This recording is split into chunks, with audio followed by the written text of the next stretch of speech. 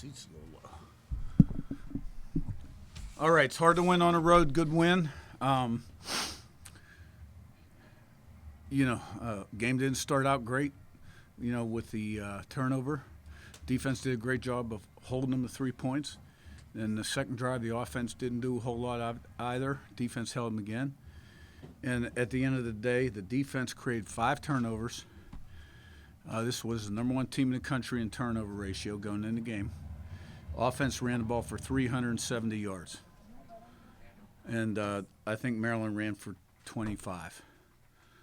So it's hard to win on the road. It's a really good win. Zach and Ravi. I guess, Curt, first, were any of those injuries, are there any serious injury concerns? No, we came out good. I mean, Surratt hamstring tightened up on him a little bit. And, we've got some guys with some bumps and bruises. And, as the week went on, it didn't look real good for Fisher playing. So there was no surprise there. And, Drew Evans, will be out for a few weeks. So we came out pretty good. Now, we got some guys that are sore. We've played a few games in a row now, but we came out good. I guess, you talked about the way the defense held early, the complementary football this team plays. How much does that start to feed on itself with this group? That the defense understands the offense will pick them up if they need. The offense knows it can go a couple empty drives because the defense isn't going to cave. Just how much confidence does that give this group? From my standpoint, the thing I'm most proud of is the way that they listen to the message about playing one play at a time, regardless of the circumstances. And you see that in the fourth quarter. But the defense has all year long risen to the occasion when their backs are against the wall. Now, it wasn't perfect tonight defensively, trust me. Open field tackling wasn't very good. They had some explosive plays. But there's a lot of good things there on tape, and it's a good win. Ravi, then Jim.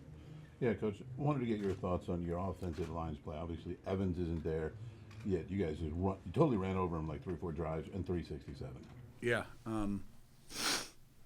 That's a combination of having a physical mindset and our backs running really hard and receivers part of that blocking pattern too and breaking tackles. It takes all 11 guys. And, I think there was that point. You saw it early in the game. They went down the first drive and scored, second half, 20-10. We answered. And then we started getting some turnovers and opened the game up. And then you just sort of saw a little change in that game, right? And that's usually how it happens in the run game. Doesn't happen right away.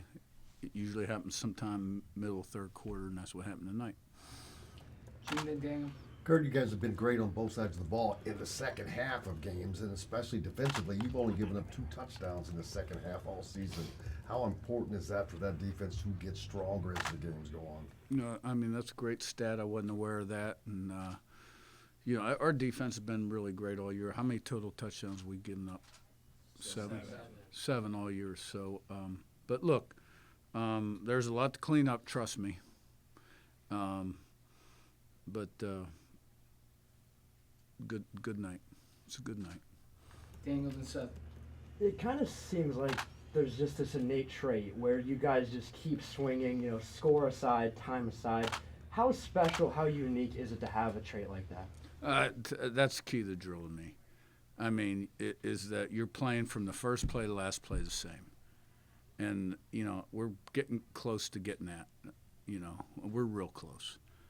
And that's why you see some of the results that you see. There's not the ups and downs relative to good plays, bad plays, circumstances of the game. You see guys laying it on the line every play. And I give them and the assistants a lot of credit for that. Seth and Zach. Curt, the way you guys started the game, obviously, this isn't the first time you faced, little adversity like that, and it just doesn't seem to shake your group. Why is this team able to be so unflappable? Well, it's a veteran group. You got on offense, a lot of guys have played a lot of football, and really the same on defense. So, chances are all these guys have been in this situation before, right? And they know how to respond. or not react, so to speak, right? The key is always your response.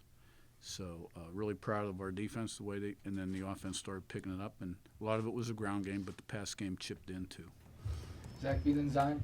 With some of the bumps and bruises that you guys picked up tonight, what did tonight's performance tell you specifically about the depth of your football team?